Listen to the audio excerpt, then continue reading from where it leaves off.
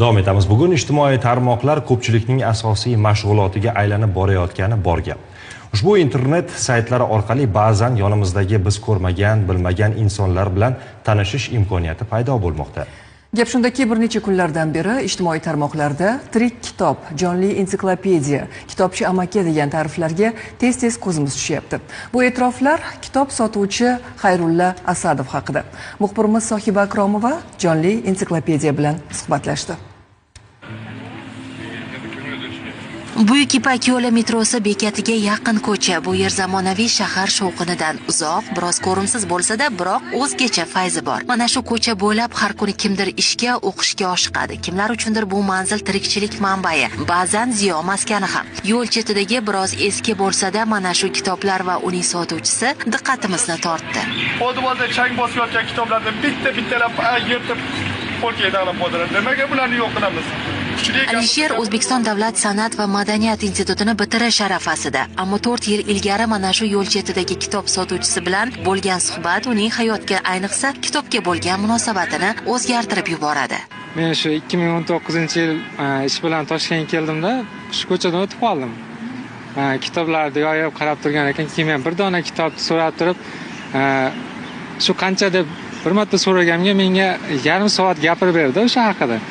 Keyin shu narsa esimda qolib ketdi. 1 yil o'tdi-da Toshkentga o'qishga kirib qoldim, aynan shu hududda biz o'qishimiz. Keyin o'sha eslab qolgan ekan, keldingizmi farg'onalik yigit deb turib, yana gapirib, tushuntirib, qo'limga kitob berib jo'natib yubordi. Men hozir uyimda shaxsiy kutubxonamda yaratilishda bu odamning hissasi katta. Hozircha 2000 tadan oshdi.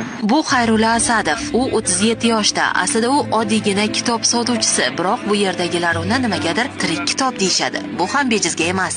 Eng buyuk ne'mat ilm. Olib ketasiz o'zingiz bilan. Kitoblarda yoziladi, donolar kam adashadilar. Nodonlar ko'p adashadilar. Donolarning 40 tasini bahsda yengsangiz bo'ladi, lekin bitta nodonni yenga olmaysiz. Nodonning kuchi ilmli insonga bahs kela olmasligidadir. Bu kitoblar aslida makulaturadan olib kelingan. Lavhamiz qahramoni esa ularni tanlab, tozalab, qayta hayotga keltiradi. Avval o'qiyman, tushunaman, keyingina sotaman. Har bir kitob bir olam deydi suhbatdoshimiz. Lekin bir ahamiyati. Men institut ta'limini kutubxonadan tekinga oldim. Ilm qolipga solib bo'lmaydi. Ilm u tarqaladi. Ular ilmni qolipga solmoqchi bo'lishadi. Qanaqa qilib qolipga solasan, quyoshni qolipga solib bo'ladi.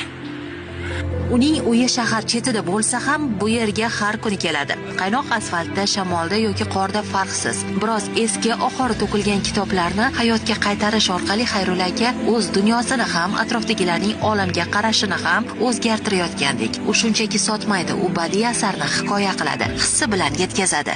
Abdulla Qodiriydan ham so'rashgan ekanda, kumushni o'ldirmang, qo'ymang. Yo'q. Kumush o'lmasa bo'lmaydi.